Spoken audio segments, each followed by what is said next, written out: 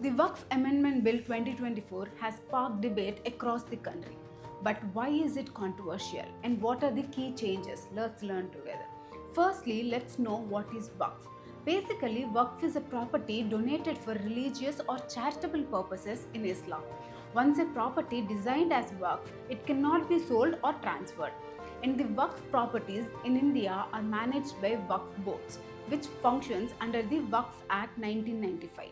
So this is all about Waqf. Now let's learn what does the Waqf Amendment Bill 2024 propose. First, power shift. Earlier, the authority to determine Waqf properties used to be with Waqf Tribunal, but now it is with the District Collector. Second, government land exclusion. Before, if a Waqf board claimed a piece of land as Waqf, it was generally accepted unless challenged.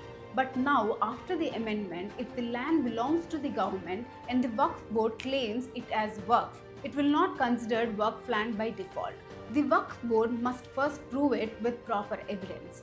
Third, inclusion of non-Muslims. The bill mandates at least 2 non-Muslim members in the Waqf Council. Fourth, mandatory registration. Waqf boards must register their properties with district collectors for better valuation and transparency. Fifth, women's representation. The amendment ensures inclusion of women in Waqf boards. Sixth, end of Waqf by user.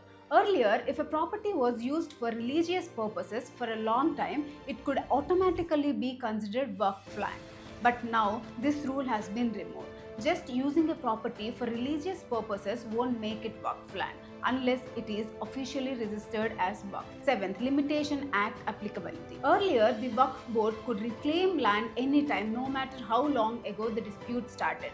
Now, they must file a case within 12 years. After that, they lose the right to claim the land. So this is all about Waqf Amendment Bill 2024. Now let's talk about the controversy. The Uttar Pradesh government claims that 78% of Waqf land actually belongs to the government, raising a major land ownership dispute.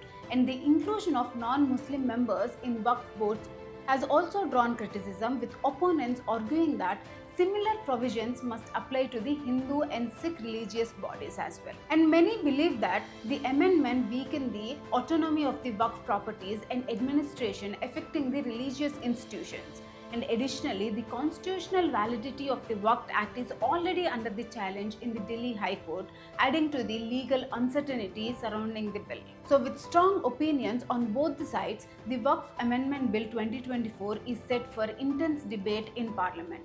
So let us know your take on this issue in the comment section.